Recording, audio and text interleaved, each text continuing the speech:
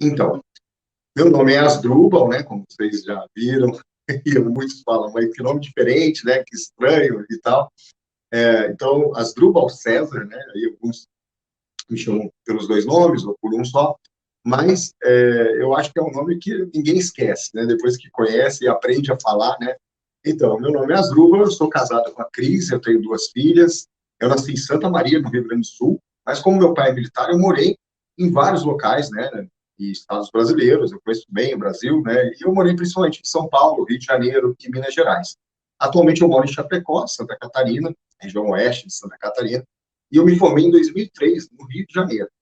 Eu sou médico especialista em medicina de família, e nesses 20 anos de experiência, eu já fiz plantão em hospitais, trabalhei no sistema público, como médico de família, e por um bom tempo também eu fui auditor do Estado e sou professor universitário. E também faço atendimentos no meu consultório particular, né, e também atendo, né, numa unidade de atenção primária à saúde de uma empresa privada, né? Então, isso é legal também, né? Faço APS na saúde privada, que é bem interessante também. E teve épocas da minha vida que eu queria ficar mais tempo com a minha família, né? E eu tinha que viajar, né? No tempo que eu era auditor do estado de Santa Catarina, eu tinha que fazer viagens, né? Eu ficava fora de casa há muito tempo, às vezes eu tinha que dormir fora de casa. E isso daí eu não gostava muito, né? Eu sempre gostei de ficar perto da família, tá? E esse negócio de ficar viajando e indo para outra cidade não era muito a minha praia, né? E eu queria poder ampliar os meus atendimentos para não precisar ficar viajando, né? E sem ficar me deslocando, porque eu também tinha consultório em outra cidade e fica a mais ou menos 75 quilômetros daqui de onde eu moro. E aí eu também ia lá, né? Então, muitos colegas médicos que trabalham em cidades polo, regionais, sim, às vezes se deslocam, né, para outras cidades menores para fazer atendimentos, né? Então a minha realidade também não era diferente de muitos colegas que aqui estão assistindo, tá? E até colegas que são do interior que também se deslocam para cidades maiores para fazer plantão, ou trabalhar, né? Então, eu acho que essa é a realidade de muitos médicos, né? Então, eu comecei a procurar outras formas de trabalhar somente na minha cidade, ficar mais tempo próximo da minha família e próximo de casa, né? Eu até conto uma história que, quando eu estava na faculdade, eu sempre, né, eu estudei no Rio de Janeiro, cidade grande, né, aquela vida agitada, né? Mas eu sempre imaginava que eu ia para o interior e eu ia morar do lado do meu consultório. E, no final, né, eu hoje trabalho, né, com a telemedicina dentro de casa, né? Então, como eu falei, né, eu estava procurando outras formas, né, para ficar mais próximo da minha família naquele período ali, mas eu não sabia como exatamente. Mas aí teve esse momento, né, que aconteceu, né, foi um momento ruim, foi em 2020, né, a gente foi impactado aí por algo que foi muito ruim, né, para todo mundo, e todos nós fomos afetados, né, nós como médicos, diretamente, até porque estávamos envolvidos aí nesse monte de situação aí que aconteceu, e a gente precisando trabalhar, atender, né? E eu não sei como é que foi aí na sua cidade, mas aqui em Chapecó, no dia, foi ali no início de março, né, de 2020, aí fecharam as clínicas, né, e consultórios, né, porque todos os procedimentos médicos eletivos estavam suspensos, inclusive as consultas médicas. Então, só era permitido atendimento de urgência e emergência. Então, os consultórios, todo mundo ficou parado aqui, né? E aí ninguém sabia, né, como é que vai ser, quando é que vai abrir de novo, o que vai acontecer. E a gente quer continuar atendendo os nossos pacientes, a gente quer, né, dar continuidade ao nosso trabalho, né? Afinal de contas, né, como é que a gente vai atender com uma clínica fechada, sem poder abrir a porta da clínica e receber as pessoas, né? Não podia aglomerar pessoas, né? Então, estava tudo muito complexo aquelas semanas ali, né? Em março de 2020. E o imposto não ia deixar de chegar, né? Isso daí não sofreu, né? Restrição, né? Os boletos dos impostos, né? As contas, e elas iam chegar normalmente, né? Então, os pacientes entrando em contato, que precisavam ser atendidos, muita gente com síndrome, né, gripal preocupada, né, como é que ia fazer, pessoas com medicamentos de uso contínuo precisando de receita. Então, né, a gente ficou num período ali tenso, né, como é que isso ia ser resolvido, né? Então, eu entendo que também muitos colegas passaram por isso, né? e inclusive até os clínicos e também cirurgiões, porque as cirurgias eletivas sendo suspensas, ficou todo mundo parado, né? Então, toda essa situação difícil que a gente enfrentou, também veio com ela uma oportunidade, né? Então, tinha um problema, mas veio a oportunidade com isso. Então, no dia 20 de março de 2020, foi liberada uma portaria do Ministério da Saúde, a portaria 467, que permitiu a utilização da telemedicina em caráter ali, né, provisório, tá?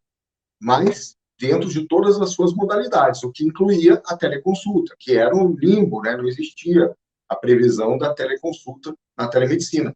Então, muita gente não sabe, né? Muitos colegas não sabem que telemedicina no Brasil já tem resolução desde 2002, tá?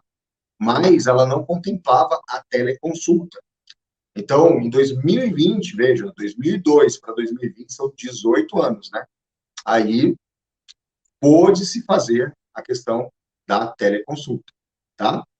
Então, no dia 23 de março, logo depois, veio também a medida provisória, né, assinada pelo presidente da República, que permitia também a telemedicina em todas as suas modalidades e dizia que enquanto durasse a emergência de saúde pública.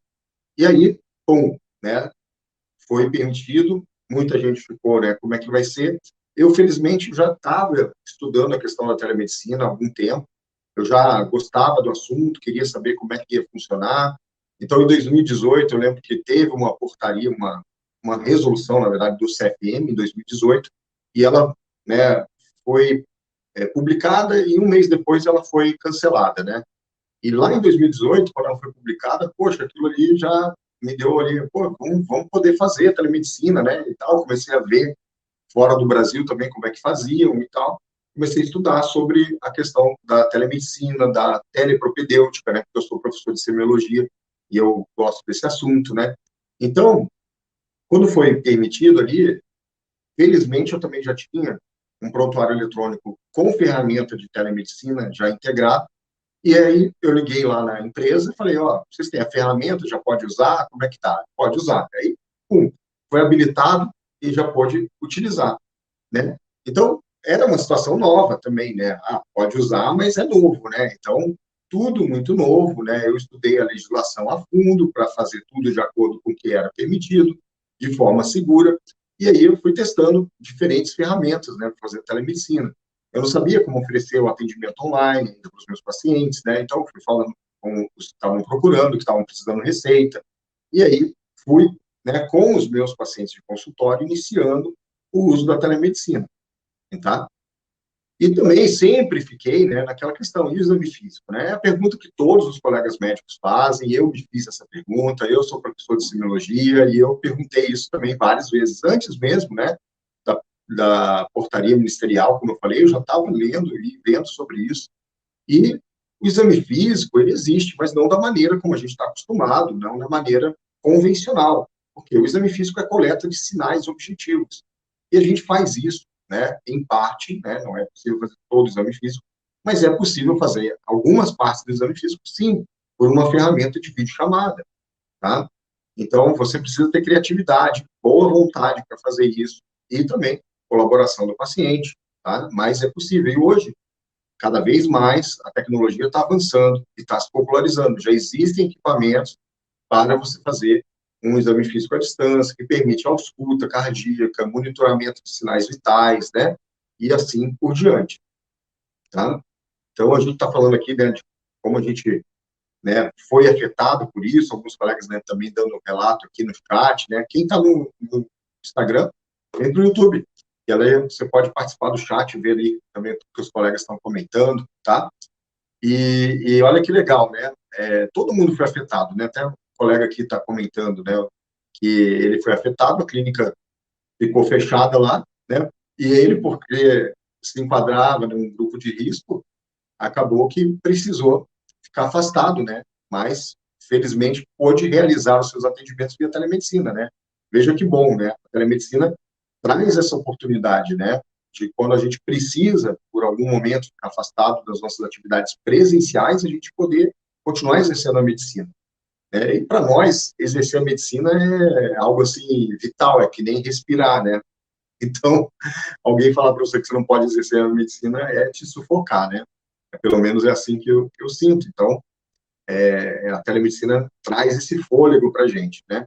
Então, como eu falei, estudei muito a respeito de telemedicina, telepropedêutica médica, eu já tinha o prontuário eletrônico com essa plataforma, então foi fácil eu iniciar. E aí, eu inicialmente fui oferecendo esse retorno para os pacientes já da minha clínica, que eu conhecia, que faziam uso de medicamentos contínuos e precisavam de receita. Depois eu fui comunicando aos meus parentes, amigos, que eu fazia atendimento de telemedicina, e todos tiveram uma ótima aceitação.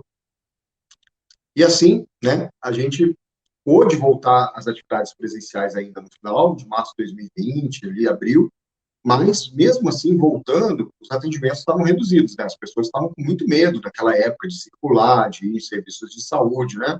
Então, vocês lembram, né? Faz tanto tempo assim, né?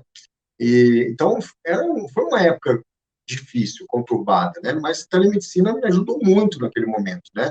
Eu pude continuar atendendo esses pacientes que não desejavam se deslocar, que tinham alguma dificuldade, eram de grupo de risco, não podiam ficar se expondo, se deslocando.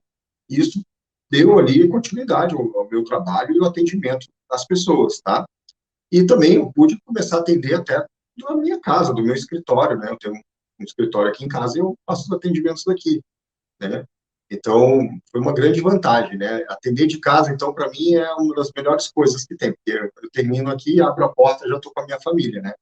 Às vezes até, né, agora nas lives elas querem participar, né? Aqui na live pode, né? Mas na telemedicina não pode, né? Então, a porta fica trancada, a gente tem um corredor longo aqui em casa, né? Então, se eu estou sozinho, tranquilo, mas quando elas estão em casa, elas ficam brincando lá na frente de casa, aí se fecha outra porta, né? E tá todo mundo à vontade, tá todo mundo em casa, né?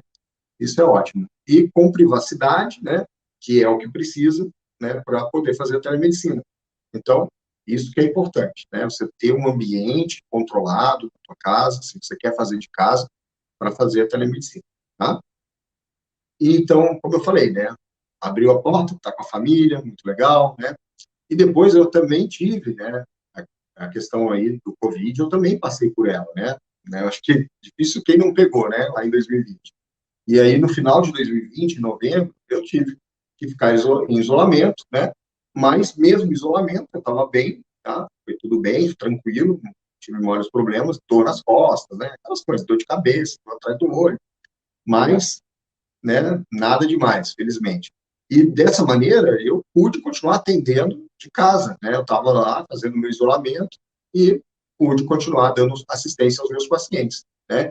Então, naquele momento, a telemedicina, para mim, foi uma grande oportunidade, né? Porque eu pude ajudar como médico, ampliar os meus atendimentos, ganhar experiência, né? Fazendo telemedicina, porque eu comecei a atender por uma grande operadora de saúde, e ela tinha um fluxo enorme de atendimentos naquele momento, né? Então, tinha atendimento da hora que você quisesse ligar o computador, assim, tinha atendimento, né? Era sem parar, era 24 horas por dia de atendimento. E foram atendimentos que foram além, né, da questão da síndrome gripal, acompanhamento também de doenças crônicas, teletriagem médica. Então, a telemedicina ela ajudou muito, né, o sistema de saúde, os pacientes como um todo, naquele período que foi crítico. E, se a gente observar, né, a gente ainda não está livre totalmente disso, né? Então, a gente tem que ter essa ferramenta para utilizar, caso aconteça novamente algo como o que aconteceu, a gente já tá preparado, né? Por isso que eu falo que a telemedicina te dá liberdade, porque a liberdade, ela vem de quê? De conhecimento, né? Saber de coisas, né? Ter conhecimento, ter ferramentas que podem ampliar a maneira como você pode lidar com situações, né? E, no caso, problemas, né, também. Então, a telemedicina te dá essa oportunidade, né? Te dá mais liberdade, tá? E foi assim, dessa forma que eu comecei a fazer meus atendimentos particulares, prestando serviço para operadoras de saúde, e assim dei continuidade.